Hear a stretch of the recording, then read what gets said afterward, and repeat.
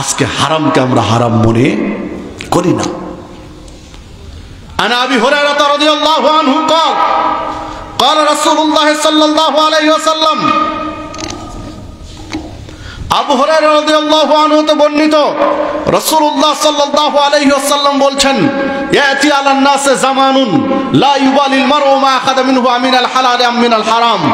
এমন একটা সময়, এমন একটা যুগ, এমন একটা কাল মানুষের মাঝে এসে যাবে, লা ইউবালিল মারউ, মানুষ পরোয়া করবে না, তোয়াক্কা করবে না, আমিনাল হালাল আম মিনাল হারাম, হালাল করলাম না হারাম করলাম, হালাল পথে ইনকাম করলাম হালাল খেলাম না হারাম পথে ইনকাম করে হারাম খেলাম, মানুষ তোয়াক্কা করবে না, পরোয়া করবে না, শুধু চাই তার উপার্জন, চাই তার টাকা, চাই সম্পদ, হালাল না হারাম মানুষ বাজ বিবেচনা করবে না। এমন একটা সময় আসবে, 2059 নম্বর হাদিস সহিহ বুখারীর। সম্মানিত উপস্থিতি, সেই যুগটা মনে হয় চলে এসেছে, সেই যুগ মনে হচ্ছে এখনই। মানুষ কিন্তু তোয়াক্কা করে না, পরোয়া করে না, হালাল হারাম বাজ বিবেচনা করে না, চাই টাকার টাকা, চাই উপার্জন, চাই ইনকাম সোর্স, কোন পথে আসে তোয়াক্কা করি না, পরোয়া করি না। সম্মানিত উপস্থিতি, দেখুন হারাম খাদ্য খাওয়াতে পারলে আপনার আমার ইবাদত বন্দেগী দোয়া কবুলের প্রতিবন্ধকতা তৈরি করা যায়, সেইটাই করেছে অমুসলিমরা। কিভাবে? একদম সুকৌশলে ঘরে ঘরে পৌঁছে দিয়েছে সুদি কারবার। সুদি কারবার ঘরে ঘরে পৌঁছে গেছে। অধিকাংশ মুসলিম সুদখোর। ভুল বললাম কি?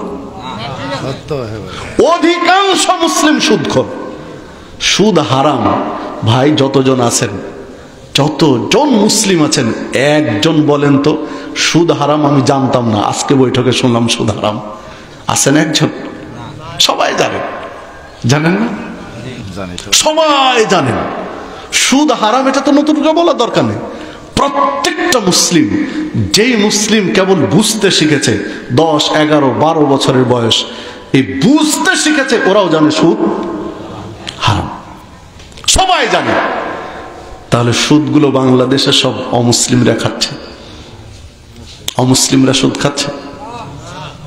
মুসলিমদের সুদ খাওয়ার ঠেলায় অমুসলিমরা সুযোগই পাচ্ছে। বাস্তবতা এটা। ব্যবসায়ী মানে ছোট হোক বড় হোক, ব্যবসায়ী মানে সুদ ছাড়া নেই, ইল্লা মাশাআল্লাহ। প্রত্যেকটা ব্যবসায়ী সুদখোর, ইল্লা মাশাআল্লাহ। হয়তো বা শতকরা 2-4 জন পাবেন কিনা সন্দেহ আছে। কেউ আমার কথা আবার গায়ে মেখে দিয়েন না, আমি আপনার মুসলিম ভাই হিসেবে কথাগুলো বলছি। আপনি সুদ জানেন? সুদ কত নোংরা কাজ, সুদ কত নোংরা কাজ, এটা আপনাকে বোঝানোর মতো ভাষা আমার জানা নেই। আল্লাহ রাসূল সাল্লাল্লাহু আলাইহি ওয়াসাল্লাম 1500 বছর আগে বললেন, দিরহাম রিবা ইয়াকুলুহু রাজুল ওয়া হুয়া ইয়ালাম আশাদ্দু মিন সিত্তাতিন ওয়া সালাসিনা জিনিয়া। এক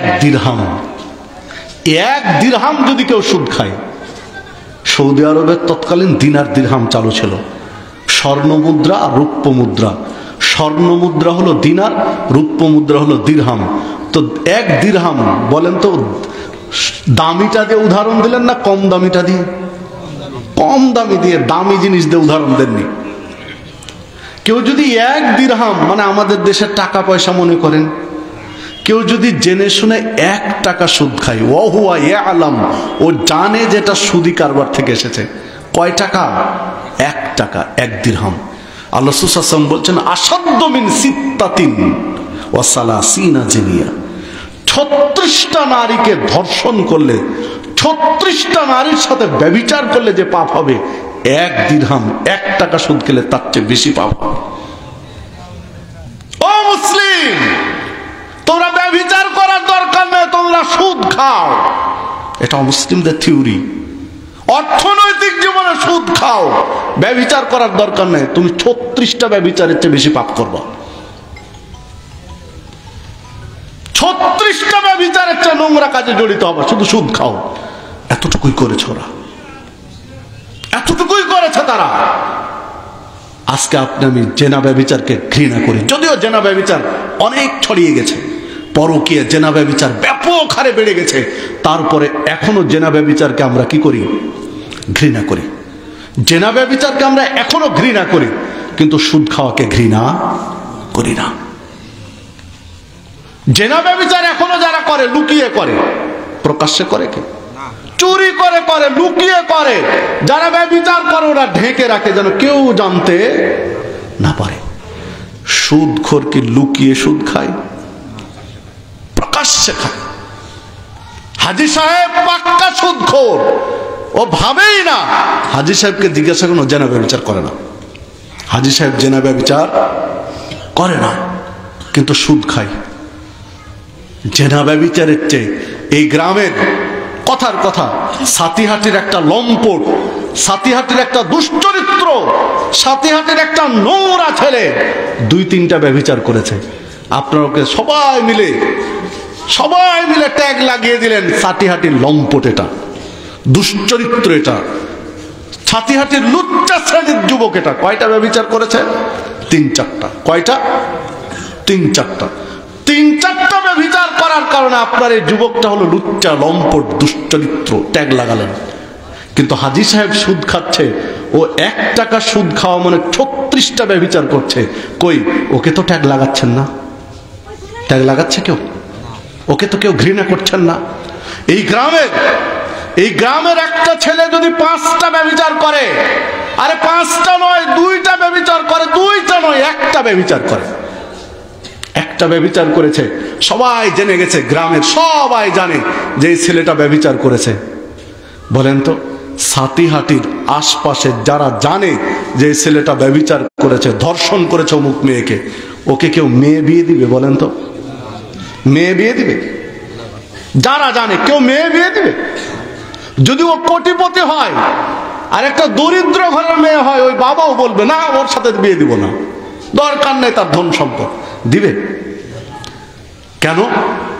কেন দিবে না বলেন তো? কয়টা ব্যভিচার করেছে? 1টা ধর্ষণ করেছে। কিন্তু হাজী সাহেব হাজার হাজার টাকা সুদ খাচ্ছে, তার সাথে মেয়ে বিয়ে দিতে সবাই আগ্রহী। ভুল বললাম? সবাই লাইন ধরে আছে, উপচে পড়ে হাজী সাহেবকে প্রস্তাব দিচ্ছে, তোমার ছেলের সাথে আমার মেয়েটার বিয়ে দাও না। কারণ হাজী সাহেবের টাকা পয়সা আছে, সুদখোর। দেখেছেন মগজ ধোলাইটা কিভাবে করেছে, কিভাবে আয়স করেছে আপনার আমার মুসলিমরা। ওই 1টা ব্যভিচার করেছে, তাই কেউ মেয়ে দিতে চায় না। আর হাজী সাহেব প্রতিনিয়ত 36টা ব্যভিচারের মতো পাপ করছে, আর তার সাথে মেয়ে বিয়ে দেওয়ার জন্য সিরিয়াল লেগে আছে সবাই। বাস্তবতা কি দিয়ে বুঝাবে? এটা হচ্ছে ষড়যন্ত্রের কবলে মুসলিম সমাজ, অমুসলিমদের পাতানো ষড়যন্ত্রে সব ফাঁদে পা দিয়ে আছে, টের পায় না, বুঝছি না, ভাবি না, ভাবার প্রয়োজনই মনে করি না। অথচ একটা লম্পট হচ্ছে সুদ খাওয়াটা খারাপ, সুদি কারবারটা খারাপ। সম্মানিত উপস্থিতি, আরো যদি হিসাব করেন যে হাদিসটা বললাম 36টা ব্যভিচারের চেয়ে সুদ খাওয়া খারাপ, এটা মুসনাদ আহমদের মধ্যে পাবেন 22,007, মুসনাদ আহমদের 22,008, সিলসিলা সহিহার 1033, মিশকাতের মধ্যে পাবেন 2825 নম্বর হাদিস এটি, এবং হাদিস সহিহ। আর একটা হাদিসে আল্লাহ রাসূল সাল্লাল্লাহু আলাইহি ওয়াসাল্লাম বলেছেন, আর রিবা সাবুনাহু বানাইসারহু আয়ান কাহার রাজুল উম্মাহু, কোন ব্যক্তি যদি সুদ খায় 70 প্রকারের পাপ হবে, তার মধ্যে সবচেয়ে ছোট পাপের নাম, সবচেয়ে ছোট পাপ 70 নম্বর পাপটা হচ্ছে আয়ান কাহার রাজুল উম্মাহু, একটা লোক তার মায়ের সাথে ব্যভিচার করলে যে পাপ হয়। বলেন তো, আপনার গোটা সাতিহাটে কেন, গোটা বাংলাদেশে আমার বিশ্বাস কোন মুসলমানের বাচ্চা পাওয়া যাবে না যে মায়ের সাথে জেনা করে। বাস্তবে মায়ের সাথে ব্যভিচার করেছে এই রকম গোটা বাংলাদেশ হয়তো একজন মুসলিম পাওয়া যাবে না, আমার মনে হয় নেই, পাওয়া যাবে না। এটাও মুসলিমদের মধ্যে হতে পারে। মুসলিমদের মধ্যে যতই খারাপ হোক, একজন মুসলিম যতই খারাপ হোক, ও অন্তত মায়ের সাথে জেনা করে না। করে কি কোনোদিন শুনেছেন এলাকায়? নেই। কিন্তু সুদ খেলে সবচেয়ে ছোট পাপটা হলো মায়ের সাথে জেনা করার সমান। সুদ খেয়ে মায়ের সাথে ব্যভিচার মতো পাপ করছে। এটা তো কথা আমার নয়, ১৫০০ বছর আগে আল্লাহ সাল্লাল্লাহু আলাইহি ওয়াসাল্লাম বলেছেন। মুস্তাদরাক হাকিমের মধ্যে পাবেন হাদিস ২২৫৯ নম্বর হাদিস, ইবনু মাজার মধ্যে পাবেন ২২৭৪ নম্বর হাদিস, মিশকাতের মধ্যে পাবেন ২৮২৬ নম্বর হাদিস এবং হাদিস সহিহ। সম্মানিত উপস্থিতি, দেখেন অমুসলিমরা এমন পাপ করাচ্ছে আপনাকে আমাকে সুদ খাইয়ে, যে মায়ের সাথে ব্যভিচার করার মতো, মায়ের সাথে বাসর করার মতো পাপে লিপ্ত রেখেছে আপনাকে আমাকে। কিছুই মনে করি না, ভাবি না। যারা সুদি কারবারে সম্পৃক্ত, আমার এই আলোচনা শুনে এখন তাদের কাছে খারাপ লাগছে, আগামীকালকে সমালোচনা করবেন, আরে বাবা আপনি নোংরা কাজে যুক্ত, কোনো সমস্যা নেই, আমি বলছি তাই আপনার কাছে আমি খারাপ। মানে কিভাবে আয়স করেছে আপনার আমার, আপনি লিপ্ত আছেন মায়ের সাথে জানা করার সমান, এতে কোনো সমস্যা নাই, আমি একটু বাঁকা ভাবে আপনাকে তুলে ধরলাম, তাই আমি কালকে হয়তো আমার সমালোচনা করবেন যে আর কোনো ওয়াজ ছিল না, ওয়াজ করে গেল কি সুদ ইত্যাদি। বুঝতে পারলেন কি? যার কোনো ওয়াজ ছিল না, ওয়াজ করে গেল কি সুদ খাওয়া যাবে না, মায়ের সাথে জানা করা, ৩৬টা ব্যভিচার।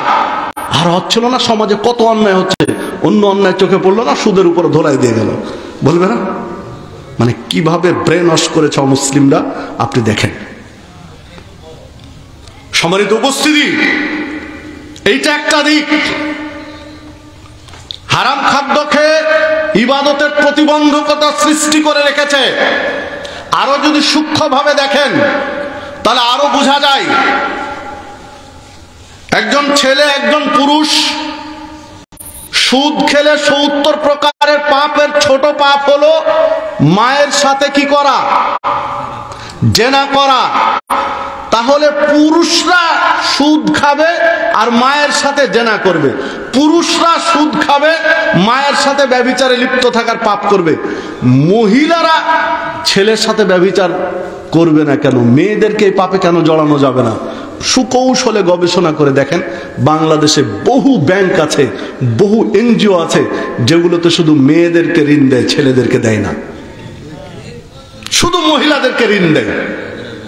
সুদি ঋণ দেয় কাদেরকে? মেয়েদের, ছেলেদেরকে দেয় না। বহু ব্যাংকিং ব্যবস্থা, এনজিও এখন তৈরি হয়েছে। মানে আগে ছিল না, ২০ বছর আগে এরা ছিল না, অস্তিত্ব ছিল না এদের।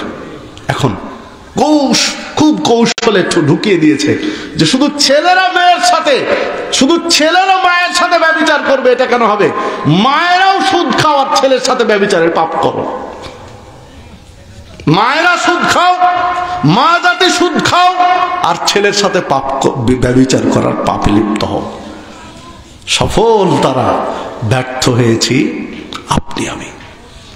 সুদ খাচ্ছি, সুদখোর বুঝার সাথে সাথে লজ্জায়, তার লজ্জায় চেহারা একদম চিন্তাযুক্ত হওয়ার কথা ছিল না? গোটা পরিবার লজ্জায় ছোট হয়ে যাওয়ার কথা, যে আমাদের পরিবারে আমার বড় ভাই সুদ খাচ্ছে, সুদি কারবারে সম্পৃক্ত, আমার বড় ভাই, আমার বড় ছেলে ইত্যাদি, আমার বোন জামাই সুদি কারবারে লিপ্ত। লজ্জায় কি হওয়া দরকার ছিল? একেবারে জড়সড় হয়ে যেত, হওয়ার কথা ছিল। কিন্তু যত বড় সুদখোর তার পরিবার তত আনন্দে থাকে, গর্ব করে পরিচয় দেয়, গর্ব করে পরিচয় দেয়, মানে একটু লজ্জা পায় না। রাসূল সাল্লাল্লাহু আলাইহি ওয়াসাল্লাম এত ছোট উদাহরণ দিলেন, তারপরও লজ্জা পায় না। মানে সমাজটা কিভাবে তারা নিয়ন্ত্রণ করছে, এইটা একটা দিক। আর একটা দিক যদি যান, রাসূলুল্লাহ সাল্লাল্লাহু আলাইহি ওয়াসাল্লাম বলছেন, লা ইয়াকুনান্না ফি হাযিহিল উম্মাহ খাসফুন ওয়া কদফুন ওয়া মাসখুন। অবশ্যই এই উম্মতের উপরে 3টা বিপদ নেমে আসবে। নবী মুহাম্মদ সাল্লাল্লাহু আলাইহি ওয়াসাল্লাম বলছেন, এই উম্মতের উপরে 3টা বিপদ নেমে আসবে।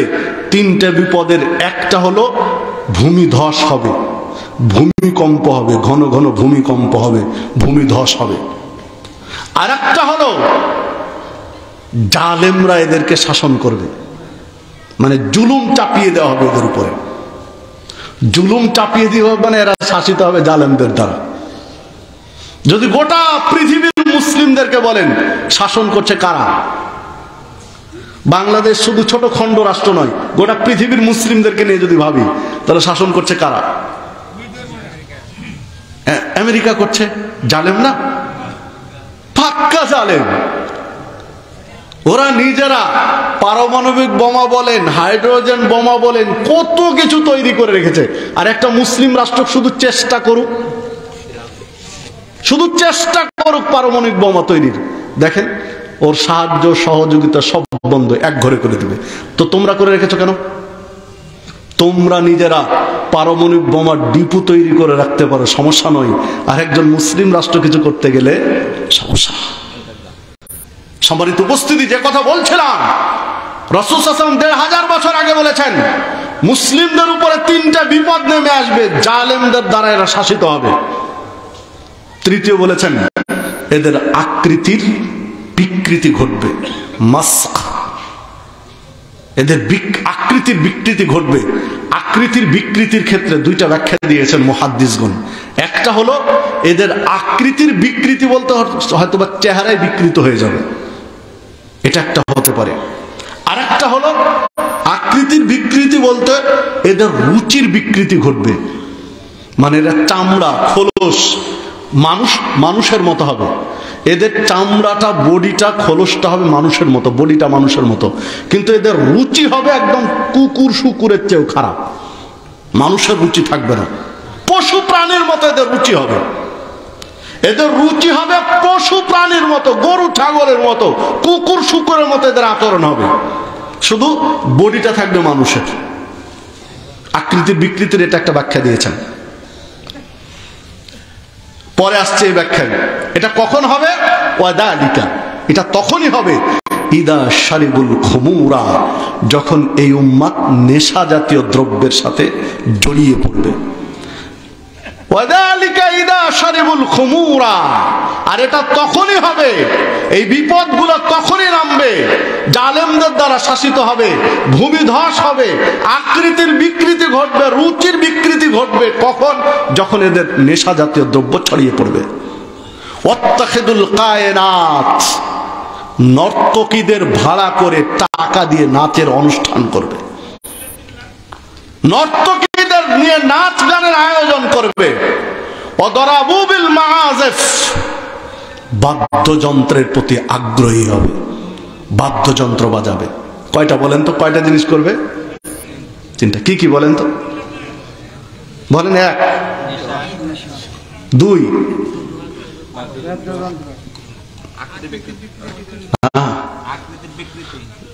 নর্তকীদের নিয়ে নাচ গানের অনুষ্ঠান করবে। আর 3 নম্বর হলো গান বাজনার প্রতি আগ্রহী হবে, গান বাজনায় মত্ত হবে। তখন ওই 3টা বিপদ আসবে। হাদিসটি পাবেন সিলসিলা সহিহার মধ্যে 2203 নম্বর হাদিস এবং হাদিস সহিহ। এখন সমাজের সাথে মিল আছে কিনা দেখেন। নেশা জাতীয় দ্রব্য এমন ভাবে ছড়িয়েছে, নেশা জাতীয় দ্রব্য এমন ভাবে ছড়িয়েছে, মাঝে মাঝে বুকটা ফেটে যায় দেখে, এত কষ্ট লাগে। আজকের কথা বলি, আজকে যখন আসছিলাম আপনাদের এই প্রোগ্রামে, তো যে গারিন্ডা বাইপাসে ঢুকতে হয়, তাই না? তো গারিন্ডা বাইপাসটা ঠিক ওই মুহূর্তে চিনতে পারছিলাম না। তো বাইপাসের আগে একটু গাড়িটা স্লো করে গ্লাস খুলে 2জন যুবক হোন্ডা নিয়ে দাঁড়িয়েছিল, জিজ্ঞাসা করার জন্য গ্লাস খুললাম। তো যে দৃশ্যটা দেখলাম, আপনাকে কি কষ্টের কথা বলবো। বয়স কত হবে? 16-17 হবে, 18-19 হয়নি আমার বিশ্বাস। একজনের 16-17 হবে, আর একজন হয়তো 2-3 বছর বড় হবে, 18-19 হবে।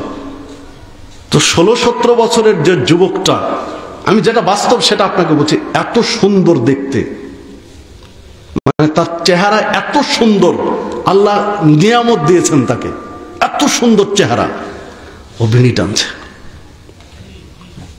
এত কষ্ট লাগলো দেখতে যে কি সুন্দর একটা চেহারা, ফুটফুটে চেহারা আল্লাহ দিয়েছেন। আর ও টানছে কি?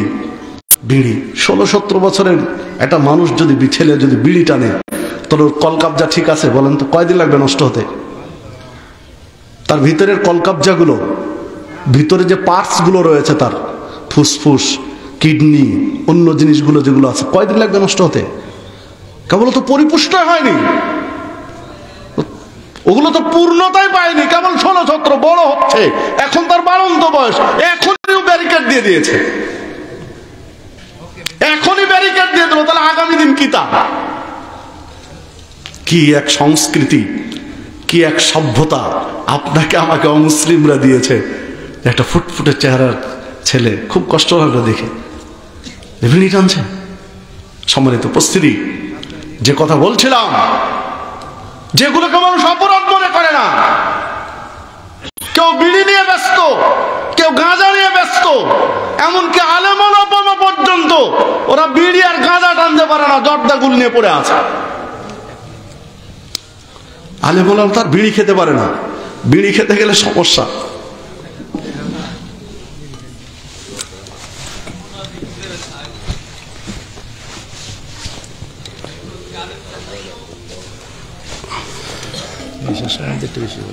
বিড়ি খেতে গেলে দুইটা সমস্যা। দুইটা সমস্যা হলো কি, একজন আলেম বিড়ি খাবে কি করে? কারণ বিড়িও দেখা যায়, ধোঁয়াও দেখা যায়, বিড়িও দেখা যায়, ধোঁয়াও দেখা যায়। এই দৃশ্যমান অপরাধ করে ও যদি মেম্বারের উপরে উঠে, খুতবায় উঠে, ও জোর গলায় কথা বলতে পারবে? বহু মানুষ বিড়ি না হয় লুকাবে হাতের মধ্যে, ধোঁয়াটা লুকাতে পারবে? বিড়ি না হয় হাতের মুঠের মধ্যে লুকায় খাবে, কিন্তু ধোঁয়া তো লুকাতে পারবে না, ধোঁয়া তো ছাড়তেই হবে, কেউ না কেউ দেখবে এই ধোঁয়া। তাহলে মেম্বারে উঠে বড় গলে কথা বলতে পারবে না। খুব কৌশলে অমুসলিমরা সুন্দর করে দিয়েছে কি, জর্দার গুল মারো, ভিতরে থাকবে, ওটা কেউ দেখতে পাবে না। আলেম ওলামাদের ফতোয়া কি?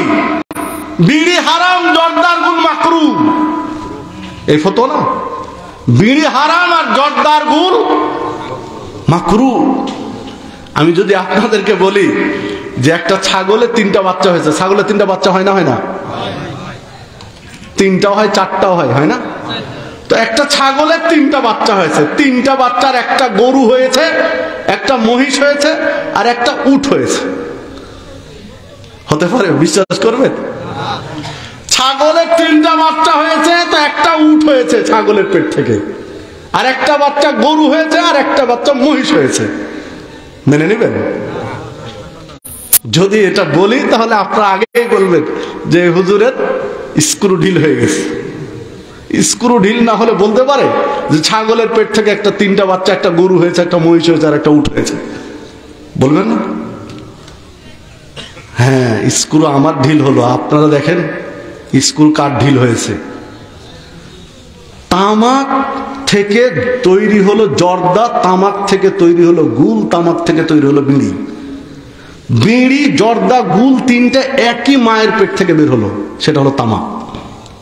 তো 2টা হলো মাকরু আর একটা হলো হারাম। কি করে হয় বোঝাতে পারবেন?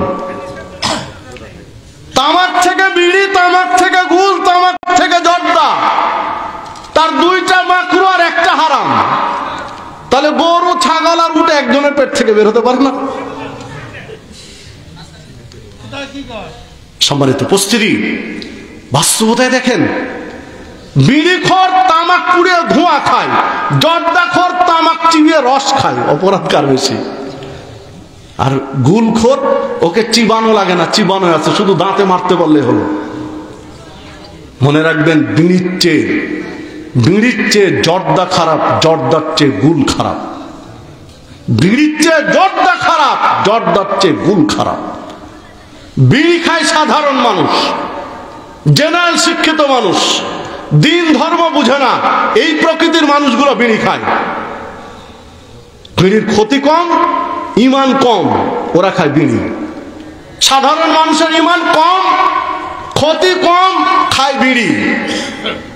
আর মসজিদের হুজুর, মুয়াজ্জিন, ইমাম সাধারণ মানুষের চেয়ে ইমান বেশি, তো খায় জর্দা। বিড়ির চেয়ে ক্ষতি যেটা বেশি ওটা খায়। আর খতিব সাহেবের ইমান আরো বেশি, তো খায় গুল। এটা বাস্তবতা। ওই যে হাদিসটা বলছিলাম, ওই হাদিসটা বলছিলাম যে এদের আকৃতির বিকৃতি ঘটবে, তার ব্যাখ্যায় মুহাদ্দিসগণ বলছেন রুচির বিকৃতি ঘটবে। রুচির বিকৃতি কিভাবে ঘটে দেখেন।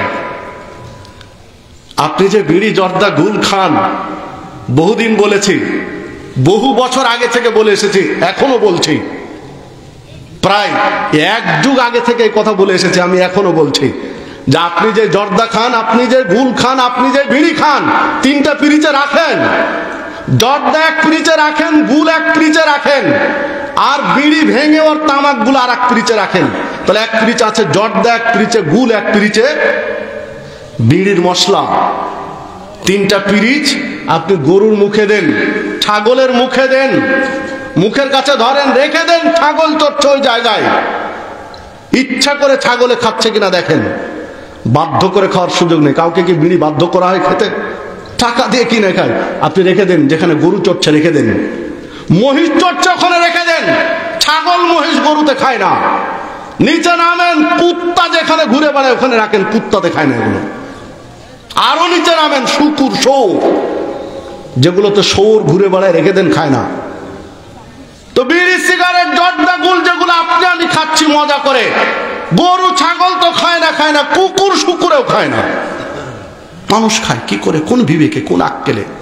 অমুসলিমরা কি সুন্দর করে হারাম খাদ্য আপনাকে খাইয়ে কোথায় নিয়ে গেছে ভেবেছেন কি?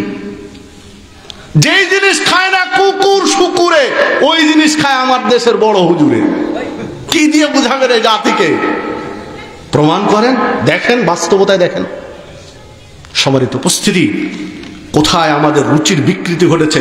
আল্লাহ রাব্বুল আলামিন বলছেন, লাকাদ খালাকনাল ইনসান ফি আহসানি তাকওয়িম, আমি মানুষকে সর্বোত্তমভাবে সৃষ্টি করেছি। মানুষের মতো উত্তম সৃষ্টি পৃথিবীতে আর নেই। সুম্মা রাদাদনাহু আসফালা সাফিলিন, এরপরে মানুষকে নিচে নামাতে নামাতে এত নিচে নামিয়েছি যে আর নিচে নামার কোনো সুযোগ নেই। এই পৃথিবীতে যত উন্নত মানের খাবার আল্লাহ কার জন্য তৈরি করেছেন? মানুষের জন্য। আপনি ভাবতে পারেন, ডিম একটা পুষ্টিকর খাবার, একটা মুরগির পেটে আল্লাহ কিভাবে তিলে তিলে একটা ডিম তৈরি করেন। কি সুন্দর একটা ডিম তৈরি করেছেন। কার জন্য করেছেন আল্লাহ এই ডিমটা? গরু ছাগলের জন্য? মানুষের জন্য। আপনি ভাবতে পারেন, মৌমাছি মধু সংগ্রহ করে, ফুলের ফুলের রেণু, ফুলের এই ফুল ওই ফুল থেকে একটু একটু করে তিল তিল করে জমা করে মধু। কত উপকারী খাদ্য। একজন মৌমাছি নিয়ে যারা গবেষণা করেছেন তারা বলছেন, একটা মৌমাছি 10 কিলোমিটার পর্যন্ত তার পথ ঠিক রাখতে পারে, তার চাক থেকে 10 কিলোমিটার পর্যন্ত তার নিশানা ঠিক রাখতে পারে, ভুলে না পারে। তো এই যে নিপুণ একটা ছোট্ট প্রাণীর মধ্যে আল্লাহ কত বুদ্ধি দিলেন। এই যে তিলে তিলে মধু আল্লাহ বানালেন, গরু ছাগলের জন্য এই মধু বানিয়েছেন? মানুষের জন্য। দুধকে বলা হয় আদর্শ খাদ্য। একটা মানুষ যদি জন্ম থেকে মৃত্যু পর্যন্ত কেবল দুধ খায়, মায়ের দুধ, বড় হয়েছে তখন গাভীর দুধ, ছাগলের দুধ, উটের দুধ, মহিষের দুধ, সারা জীবন যদি কেবল দুধ খায়, তবে তার শরীরে কোনো প্রোটিনের অভাব হবে না, সব প্রোটিন থাকবে। এটা সম্ভব। পরীক্ষা করেন। সারা জীবনে যা প্রয়োজন প্রোটিন সব প্রায় রয়েছে একটা দুধের মধ্যে। এজন্য দুধকে বলে আদর্শ খাদ্য। কোরআন মাজিদে আল্লাহ রাব্বুল আলামিন দুধ সম্পর্কে অনেক আলোচনা করেছেন, আদর্শ খাদ্য হিসেবে উল্লেখ করেছেন। আর এটা তো খুবই স্বাভাবিক। জন্মের পরে একটা বাচ্চার কত প্রোটিন প্রয়োজন, একটা বাচ্চা জন্ম নেওয়ার পরে কত তার উপাদান দরকার। পৃথিবীর মাটিতে এসেছে, কেবল পৃথিবীর আলো বাতাসে এসেছে, এই সময় কেবল কি খেয়ে বেঁচে থাকে? মায়ের দুধ। তো ওই সময় যদি কেবল দুধ খেয়ে বেঁচে থাকতে পারে বছরের পর বছর, মাসের পর মাস, দিনের পরে দিন, তাহলে বড় হয়েছে তখন তো আরো সহজ। যেটা আল্লাহ এই পুষ্টিকর জিনিসটা রেখে দিয়েছে, বড় হলে কোথায় পাবে? গাভীর ভিতরে। কোথায় পাবে? উটের মধ্যে। কোথায় পাবে? ছাগলের মধ্যে। কোথায় পাবে? দুম্বার মধ্যে, বেড়ার মধ্যে, মহিষের মধ্যে রেখে দিয়েছেন আল্লাহ। একটা গাভী সারাদিন ঘাস খায়, কয়েক কেজি ঘাস খাবে, খড় খাবে, বিচালি খাবে, পানি খাবে, সকালবেলা ফ্রেশ কয়েক কেজি দুধ দেয়। যে ঘাস 3 কেজি, 4 কেজি, 5 কেজি, 10 কেজি খাবার খেয়ে 2 কেজি দুধ দেয়, ওই খাবার আধুনিক পৃথিবী তো অনেক উন্নত হয়েছে, অসম্ভব এখন সম্ভব হয়েছে। বলেন তো 5 কেজি ঘাস থেকে হাফ কেজি নয় 1 ছটাক দুধ বানাতে সম্ভব? আল্লাহ কি নিপুণভাবে সৃষ্টি করলেন। হাইরে মানুষ, এগুলোতে এদের পেট ভরেনি, সন্তুষ্ট হতে পারেনি। আপনি ভাবতে পারেন চৈত্রের দাবদাহ, প্রচন্ড তাপ, পৃথিবী ফেটে চৌচি, নদীর তলদেশ পর্যন্ত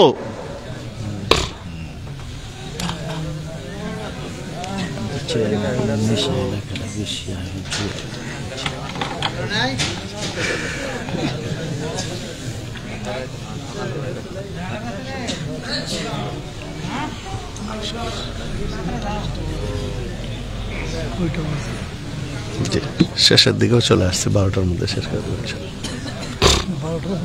না 12টা পার করবো, তার আগে শেষ করতে হবে। আমি গুছিয়ে নিচ্ছি কথা।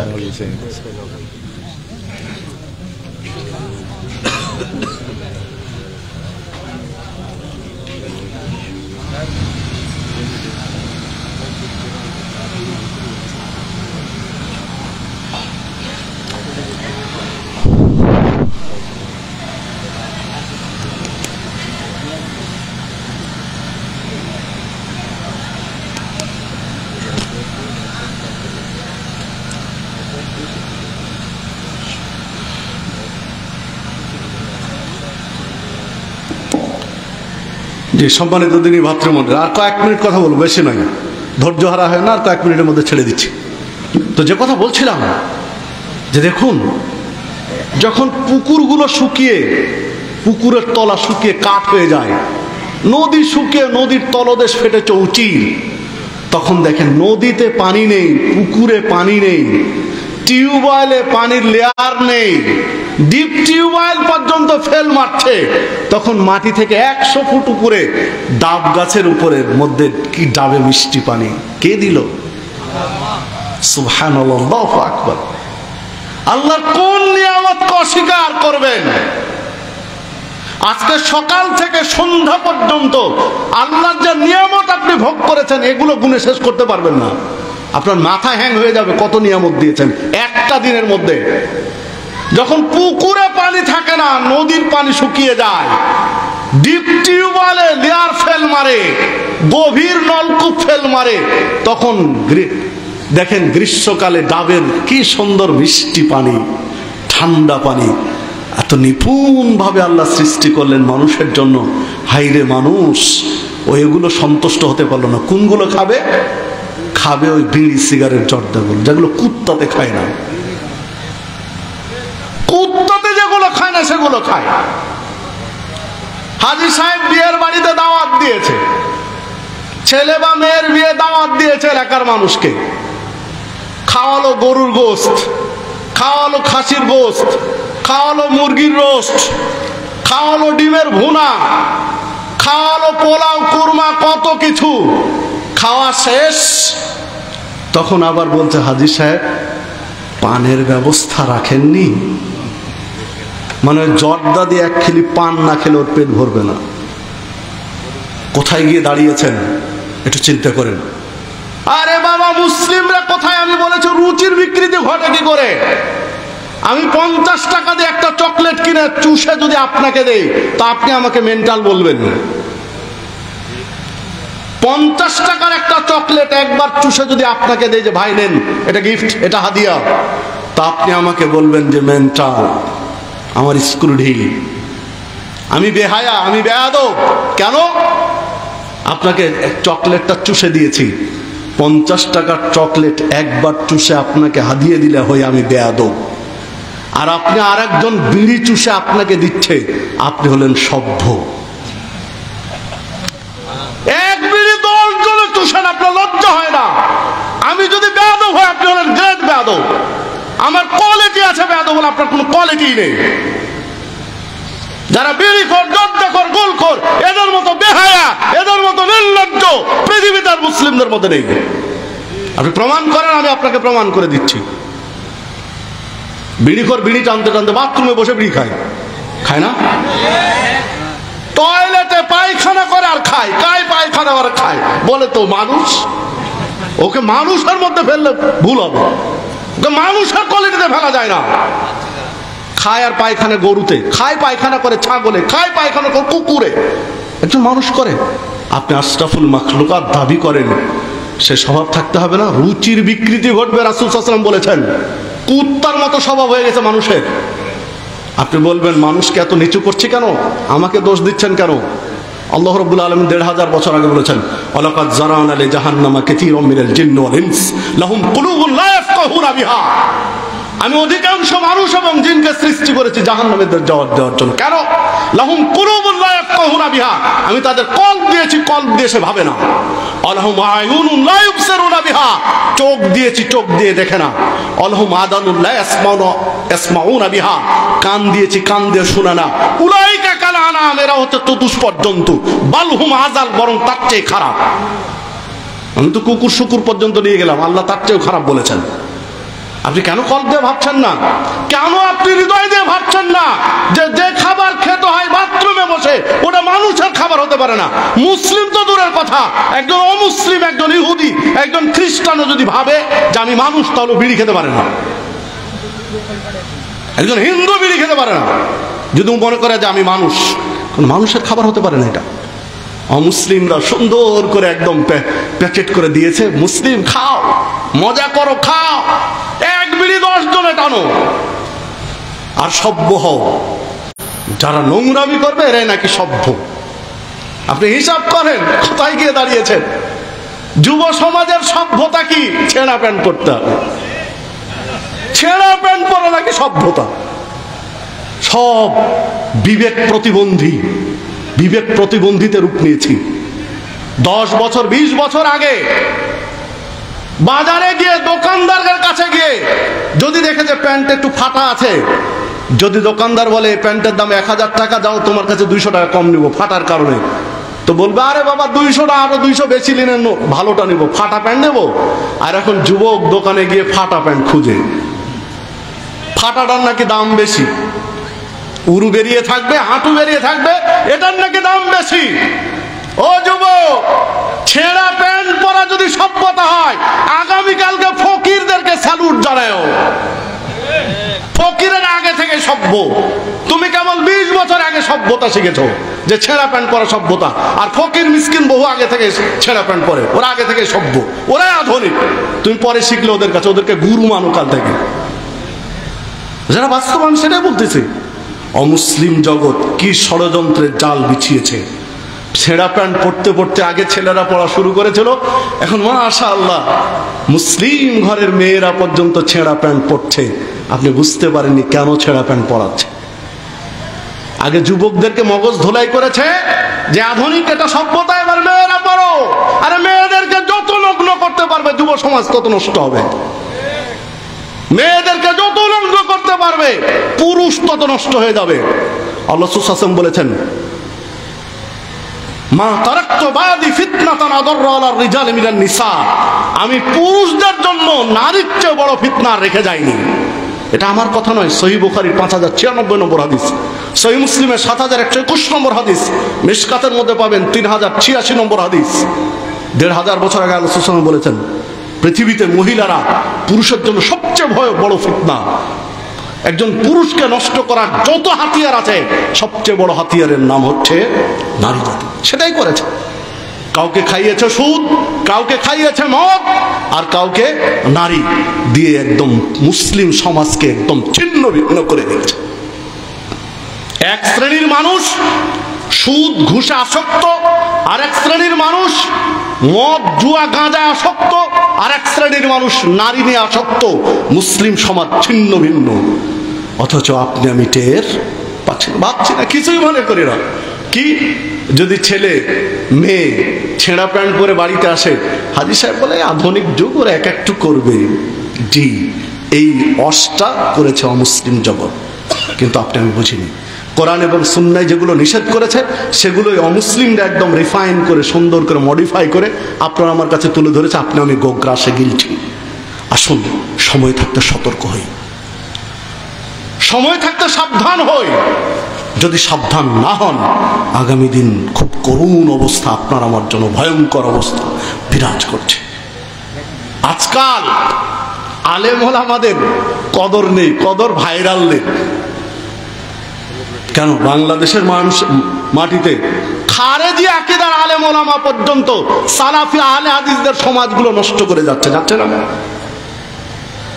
খারেজি আকীদার আলেম ওলামাকে প্রমোট করে আজকে অবস্থা খারাপ করছেন, আর এই পরবর্তীতে এই সামালগুলো দিতে হয় সালাফিদেরকে। বিভিন্ন সময় দেখেন বিভিন্নভাবে নষ্ট করছে সমাজ। আজকে হিজবুত তাওহীদ, কি চমৎকার নাম! তাওহীদ, প্রত্যেকটা নবী রাসূল পৃথিবীতে এসেছেন তাওহীদ প্রতিষ্ঠার জন্য।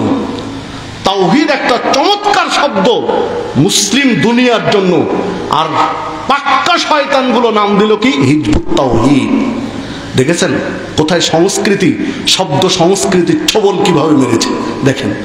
ইসলাম নষ্ট করবে কি দিয়ে? তাওহীদ দিয়ে, হিজবুত তাওহীদ। দেখেন কি মুনকির হাদিস, হাদিস অস্বীকারী, মুনকির হাদিস, হাদিস অস্বীকারী, এইটা না বলে বলা হচ্ছে আহলে কোরআন। ভালো না? চমৎকার লাগছে। আহলে কোরআন, কোরআনের পরিবার, কোরআনের অনুসারী, আহলে কোরআন, কোরআনের অনুসারী। আসলে তো আহলে কোরআন নয়, ওরা হলো মুনকিরে হাদিস, হাদিস অস্বীকারী। হাদিস অস্বীকারী বলতে খারাপ লাগে, শুনতে খারাপ লাগে, শব্দ মডিফাই করে দিয়ে দিয়েছে কি আহলে কোরআন। আপনি হলেন আহলে হাদিস, ওরা হলো আহলে কোরআন। কি চমৎকার নাম! কিন্তু আসলে আহলে কোরআন নয়, ওরা হলো মুনকিরে হাদিস। আহলে কোরআন হলে তাকে হাদিস মানতে হবে। যে হাদিস মানে না সে আহলে কোরআন হতে পারে না। যে হাদিস মানে না সে আহলে কোরআন হতে পারে না। কেন? আল্লাহ কোরআন মাজিদে বলেননি যে আহসান আল হাদিস, আমি সর্বোত্তম হাদিস নাজিল করেছি? যদি এটা কোরআনকেই বুঝিয়েছেন, আল্লাহ কোরআনে বলেননি মা আতাকুমুর রাসূল ফাখুদুহু, রাসূল যা দেন গ্রহণ করো, ওয়া মা নাহাকুম আনহু ফান্তাহু, নিষেধ করেন ছেড়ে দাও। ওয়াত্তাকুল্লাহ, আল্লাহকে ভয় করো, ইন্নাল্লাহা শাদীদুল ইকাব, আল্লাহ শাস্তি দেন অত্যন্ত কঠোর। সূরা হাশরের 7 নম্বর আয়াত। রাসূল যা দেন গ্রহণ করো, নিষেধ করেন ছেড়ে দাও, এটা কার নির্দেশ? রাসূল যা দেন গ্রহণ করো, যা নিষেধ করেন ছেড়ে দাও, কার নির্দেশ? তাহলে যে কেউ যদি বলে আমি আহলে কোরআন, কোরআনের অনুসারী, তো রাসূলের দেওয়া গ্রহণ না করলে সে কোরআনের অনুসরণ হলো? এই আয়াতটা অস্বীকার হয়ে গেল না? তো যে আহলে কোরআন দাবি করবে সে হাদিস না মেনে থাকতে পারবে? আহলে কোরআন দাবি করলে সে হাদিস না মেনে থাকতে পারে না। দেখেন নাম দিয়েছে আহলে কোরআন, ইসলাম ধ্বংস করবে আহলে কোরআন দিয়ে। জি না, যারা বলছেন এরা আহলে কোরআন ভুল, ওরা আহলে কোরআন নয়, ওরা হলো মুনকির হাদিস, হাদিস অস্বীকারী। ওরা হাদিস অস্বীকারী। একদিকে হিজবুত তাওহীদ দিল নাম, আর একদিকে আহলে কোরআন দিয়ে আপনার আমার ইসলামকে কুরে কুরে খাচ্ছে অমুসলিমরা। সময় থাকতে সব দিক দিয়ে যেদিকে দিবেন, যেদিকে হাত বাড়াবেন, দেখেন ষড়যন্ত্রের জাল কিভাবে বিছিয়েছে, কিভাবে ষড়যন্ত্রের জাল ফেলে আপনাকে আমাকে নষ্ট করছে, শেষ করছে। আসুন সময় থাকতে আপনি আমি সতর্ক হই, হারাম খাদ্য, সুদ ঘুষ বর্জন করি, সকল প্রকারের নেশা জুয়া বর্জন করি, সর্ব ধরনের নেশা জুয়া বর্জন করি। ইন্নাল্লাহা হাররামাল খামরা ওয়াল মাইসিরা ওয়াল কুবা, আর রাসূল সাল্লাল্লাহু আলাইহি ওয়াসাল্লাম বললেন নিশ্চয় আল্লাহ হারাম করেছেন মদ, হারাম করেছেন জুয়া, হারাম করেছেন বাদ্যযন্ত্র। বাদ্যযন্ত্র হারাম, জুয়া হারাম, মদ হারাম। শুক্রবার আসলেই প্রত্যেকটা প্রাণী, প্রত্যেকটা সৃষ্টিজীব আতঙ্কিত হয়ে যায় কিয়ামতের ভয়ে, আল্লাহর জিকিরে ব্যস্ত হয়ে পড়ে। আর মুসলমানের বাচ্চা শুক্রবার আসলে ওদের ঢোল তাবলা বাজানো শুরু হয়। বিয়ে শাদী মানে শুক্রবার, বিয়ে দাও মানে শুক্রবার, আর বিয়ের অনুষ্ঠান মানে গান বাজনা ছাড়া হবে না। অন্যান্য প্রাণী যখন শুক্রবার ভয়ে ভীত সন্ত্রস্ত, তখন মুসলিমরা গান বাজনা নিয়ে ব্যস্ত। অজরাবু বিল মাহাজেফ, কি দিয়ে আপনাকে বুঝাবো যে কেন বিপদ আপদ, কেন বালা মুসিবত পৃথিবীতে। সম্মানিত উপস্থিতি, আসুন এগুলো আমরা পরিহার করি। আল্লাহ রাব্বুল আলামিন আমাদের সেই তৌফিক দান করুন। অভিভাবকরা শক্ত ভূমিকা পালন করেন, ছেলে মেয়েদেরকে দ্বীনি শিক্ষা দেন, নৈতিক শিক্ষা দেন। বাংলাদেশে শিক্ষার অভাব নেই, কিন্তু নৈতিক শিক্ষার অভাব। শিক্ষিত হয়ে 4 ছেলে মেয়ে জীবিত থাকা অবস্থায় বাপ বৃদ্ধাশ্রমে মারা গেল। একজন প্রকৌশলী ইঞ্জিনিয়ার, 4 ছেলে মেয়ে স্টিল ছেলেদেরকে গ্রাজুয়েশন করিয়েছে, মাস্টার ডিগ্রি পাস করিয়েছে, তারপর বাবাকে বৃদ্ধাশ্রমে মরতে হলো। তাহলে আপনি এটাকে শিক্ষা বলছেন? আল্লাহ রাসূল সাল্লাল্লাহু আলাইহি ওয়াসাল্লাম বলছেন ইউরফাল ইলম ওয়া ইয়াকসুরাল জাহাল, বিদ্যা উঠে যাবে, মূর্খতা বেড়ে যাবে। আপনি যেটাকে বিদ্যা বলছেন এটা ইসলাম বিদ্যা বলে না। বৃদ্ধাশ্রম থেকে লাশ যখন গ্রামের বাড়িতে পাঠালো, গ্রামের চেয়ারম্যান সাক্ষাৎকারে বলছেন যে ছেলে মেয়েদেরকে জানিয়েছি, কিন্তু এক ছেলে মেয়েও জানাজায় আসেনি। তাহলে কি বললেন? মানুষ রেখে যান পৃথিবীতে, ছেলে মেয়েদেরকে গরু ছাগল বানায়েন না, মানুষ বানান। শিক্ষিত নয়, নৈতিক শিক্ষায় শিক্ষিত করেন। ওরা শিক্ষিত, 4 ছেলে মেয়ে শিক্ষিত, একজন ব্যাংকার, একজন প্রবাসে চাকরি করে, 2 মেয়ের জামাই সেই রকম শিক্ষিত, কিন্তু একজনও জানাজায় গেল না। তাহলে কি বানিয়েছেন? এগুলো শিক্ষিত? মুসলিম, আপনি নৈতিক শিক্ষায় শিক্ষিত করুন। আসুন সময় থাকতে আমরা সতর্ক হই, এগুলো থেকে পরিহার করি। দেখুন, এই পৃথিবী একদম ক্ষণস্থায়ী। 60, 70, 100 বছরের জীবন, এটা সফলতা নয়, চূড়ান্ত নয়। পরকালীন সফলতাটাই সফলতা। ইহকালের সুখ স্বাচ্ছন্দ্য মৌলিক নয়, পরকালের সুখ স্বাচ্ছন্দ্যই হচ্ছে মৌলিক। পৃথিবীতে স্থায়ীভাবে কেউ থাকবো না। আপনি আমি কেন, যে নিজেকে দাবি করেছে আনা রব্বুকুমুল আলা, আমি সবচেয়ে বড় প্রভু, সেও বেঁচে নেই। সবচেয়ে বড় প্রভু যে দাবি করেছিল ফেরাউন, তার লাশ আল্লাহ রেখে দিয়েছেন। তুমি বড় প্রভু, সারা পৃথিবীর মানুষ তোমাকে দেখে শিক্ষা গ্রহণ করবে যে বড় প্রভু দাবি করার ঠেলা কি। তা আসুন এই নিদর্শনগুলো থেকে আমরা শিক্ষা গ্রহণ করি। আল্লাহ রাব্বুল আলামিন আমাদের নৈতিক শিক্ষায় শিক্ষিত হওয়ার তৌফিক দান করুন। সুবহানাকাল্লাহুম্মা ওয়া বিহামদিক আশহাদু আল্লা ইলাহা ইল্লা আনত আস্তাগফিরুকা ওয়া আতুবু ইলাইক।